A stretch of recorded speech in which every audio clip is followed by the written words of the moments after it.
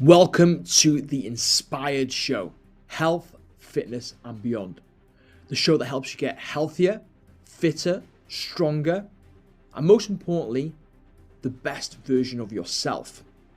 Helping you overcome emotional eating, stress drinking, and helping improve your lifestyle in a manageable and sustainable way. Thank you all for your support. Don't forget to subscribe and hit the like button on each video so we can grow our community. Hey team, and welcome to this week's episode of the Inspired Show. In today's episode, we're going to be talking about the 5 reasons why you're not losing weight right now, despite putting in the effort. But before we delve into today's show, if you haven't done so already, don't forget to hit that subscribe button. Every subscriber we get allows us to reach more people and impact more lives positively. If you find this episode helpful, don't forget to hit the like button, and your thoughts, comments, and questions are more than welcome in the comments section below. Don't forget as well, in the captions, you can also follow us on social media. All our links are down below, and you can also download our startup guide, which goes through absolutely everything you need to get started on your health and fitness journey. So the 5 top reasons why you are struggling to lose weight right now. We're going to delve into each one and go through how you can overcome it. So the first reason why you're potentially struggling to lose weight is you have set unrealistic goals and targets. This is something that trips people up massively. A lot of people have expectation when it comes to losing weight, they want to be losing 3, 4, 5 pounds every single week. And when they don't achieve that, what happens is they get frustrated, they get disheartened, and they feel it's not working for them. So they end up throwing in the towel. So what we need to really think about is what is a realistic expectation when it comes to losing weight. One thing I say to the guys inside the Built to Inspire program is anything between half a pound, up to 2 pounds per week is realistic in most cases. Not only is it sustainable, but the vast majority of that weight you're going to be losing is going to be fat mass rather than just water weight, potentially muscle mass alongside fat mass as well. And understand, when it comes to getting into shape, sometimes slower is better, because when you take a more slower approach, it allows you to build in the lifestyle habits needed to sustain that long term. And when you find yourself getting frustrated by 1 to 2 pounds per week, remind yourself, you didn't end up overweight, unhappy overnight. It's been years and years and years of poor lifestyle choices, poor dietary decisions, and lack of movement, which has led you to where you are right now. And undoing that is going to take a little bit of time, but that's okay.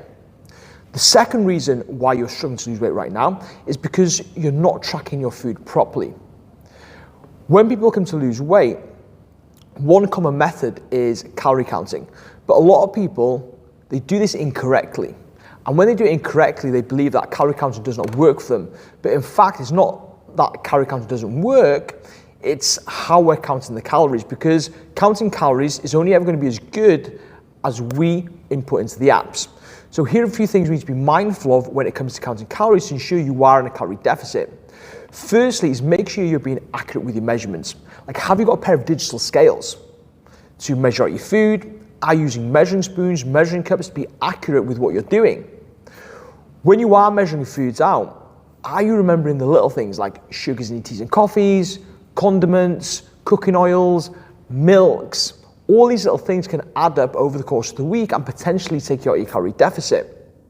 And when you're eating out as well, are you overestimating it? Because remember, chefs don't really care about your calories, they just care about the flavor of the food. So they're going to be using oils and added ingredients, which can be quite calorific. So when you're eating out and you're searching for the food in your tracking app, make sure that you always overestimate it. So for example, if you're going out for a curry, search into the search bar, chicken tikka masala, takeaway restaurant, and then find the highest serving, then put 1.2, always overestimate it. At least then you're covering your basis. Reason number 3 why you're struggling to lose weight is you're going too hard during the week and then you're falling off track on the weekend, leading to overindulgences and binges. This is a common problem for a lot of people. A lot of people believe they're doing really, really good on their journey Monday through to Friday. But the fact of the matter is, what's actually happening is they're starving themselves Monday to Friday with very little calories and a lot of restriction. So when it comes to the weekend, guess what happens? We end up overindulging, trying to get it all in on the weekend because we know on Monday we've got to get back on that diet. And when this happens, a lot of people more often than not bury their head in the sand and they just forget about all the calories they're consuming. And then they get frustrated by the lack of progress they're getting because they're only associating the effort they're putting in during Monday to Friday, but they're forgetting about all what's been undone during the weekend. So how can we overcome this? Well, a really great way to overcome this is to start eating more food during the week.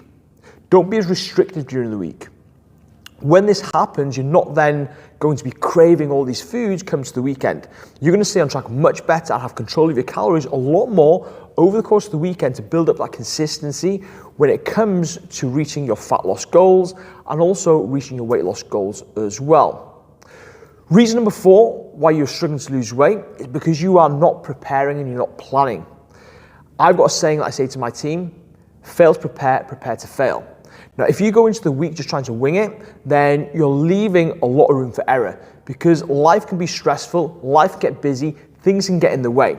So if you're not planned and prepared, you're more than likely to slip up.